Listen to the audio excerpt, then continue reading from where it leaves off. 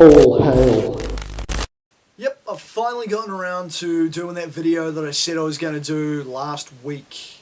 And this is one about Wrestlelamia mouthing off about Matt Riddle and trying to shame Matt Riddle for working a small indie show. So Wrestlelamia put out this stupid ass tweet with a headline saying that Matt Riddle was working an indie show in front of 60 people. Basically trying to shame Matt Riddle and trying to do the whole how the mighty have fallen deal.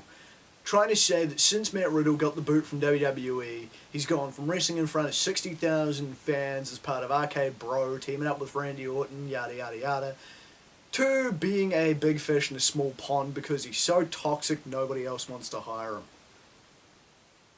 Now thankfully, most people who saw this called bullshit. A lot of people on here have called bullshit, a lot of people on Twitter have called bullshit, a lot of people are calling BS and calling this exactly what it is. Lame negativity for the sake of trying to get clicks. Now you know how much I dislike channels like Wrestlamia, What Culture and Cultaholic and their ilk.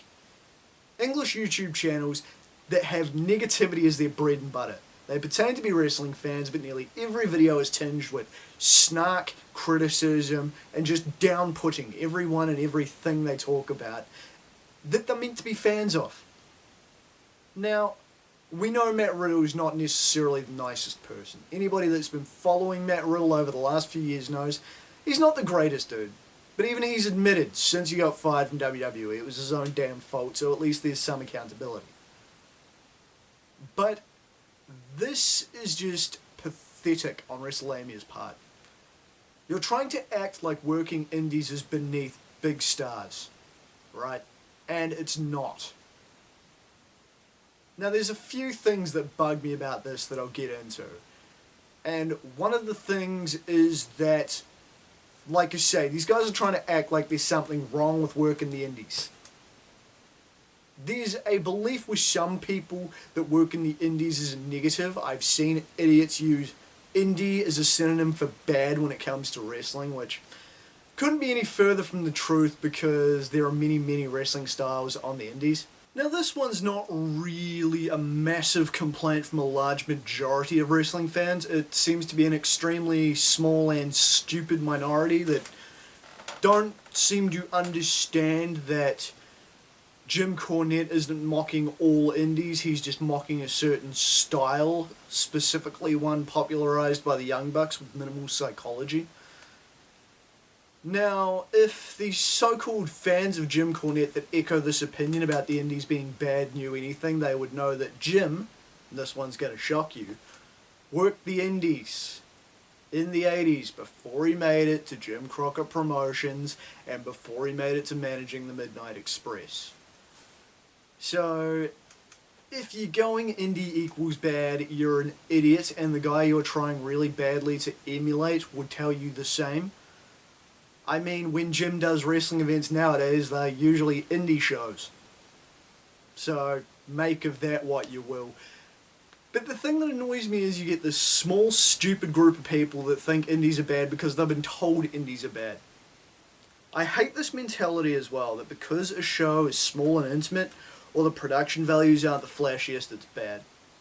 Look at the original ECW. They had some of the best wrestling in the world. Look at early Ring of Honor, and I mean the real Ring of Honor, not the corpse that Tony Khan's playing with. Cheap as, low budget as, really good.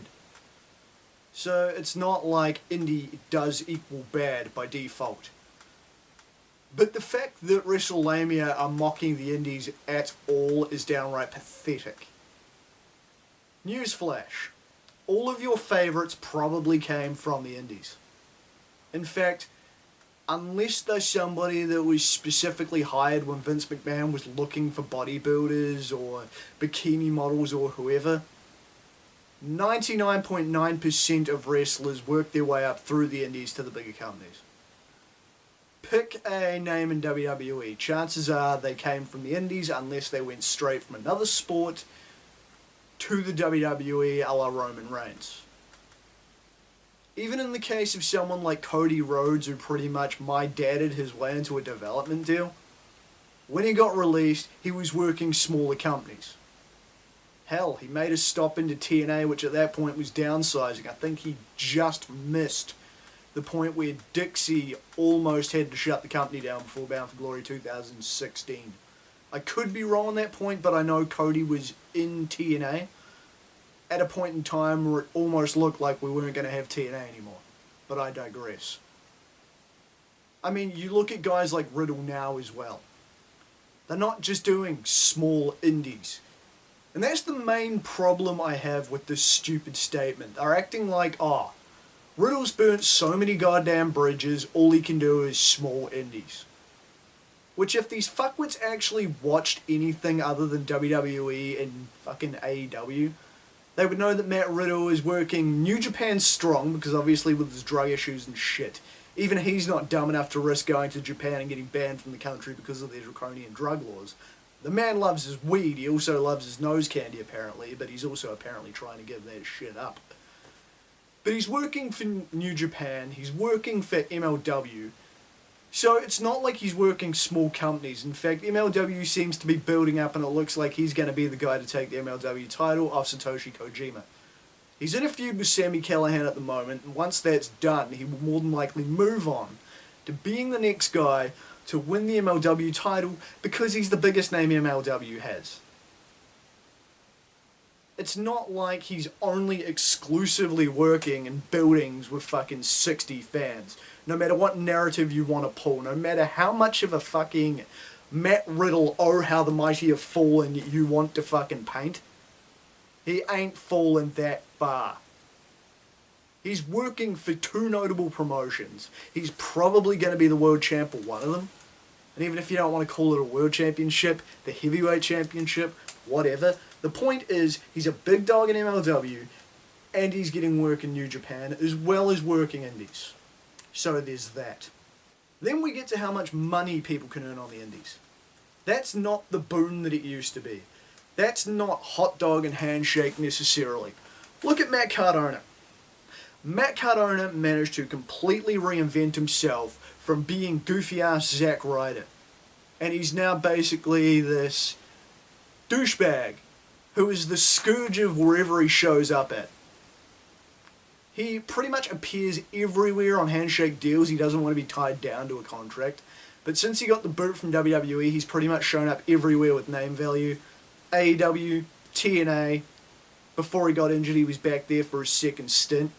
MLW, NWA, GCW. You name it, chances are Matt Cardona's shown up there. The man himself has admitted that he's earning probably more now from all of the combined appearances he's making at all of these smaller feds than he did in WWE. It also helps that he's got his own action figures and shit that he makes, and his own streaming deal and whatever. But Matt Cardona's making a lot of money on the indies, so it's not hot dog and handshake. Being the fact that it's Matt Riddle, he's probably costing a pretty penny. I don't think I've mentioned it yet either, but the guy that Matt Riddle was facing was Rich Swann, who is a guy that has been under contract to TNA since 2018. So it's not like this was Matt Riddle wrestling some bum, it's Matt Riddle wrestling someone else from a notable American promotion. But I guess Rich Swann has fallen super far and is only wrestling in front of 60 people. Also doesn't promote this Matt Riddle's fucked his career narrative. Now back to the whole indies making your money part. Like I say, Cardona's made a lot of money. There are a lot of other guys commanding good money from working the indies. There's a lot of guys that would rather not go to the big two because they like the creative freedom they've got on the indies. And as I say, you've got the guys that have come down from WWE to the indies, reinvented themselves, done their tour of duty and gone back to WWE. Now, while Riddle may not ever make it back there because he's basically, you know, a potential hazard there and then. He's able to go out, he's able to do his thing, and he's able to make more money. But you look at the number of guys that have gone out, gotten the boot, and then come back and gotten that push. Drew McIntyre's the biggest example of that. Went out, worked the English Indies, worked in TNA, got re-signed to WWE. Now he's one of their top guys. 3MB is a long, distant fucking memory. But you look at most of WWE's roster, and it's ex-indie guys.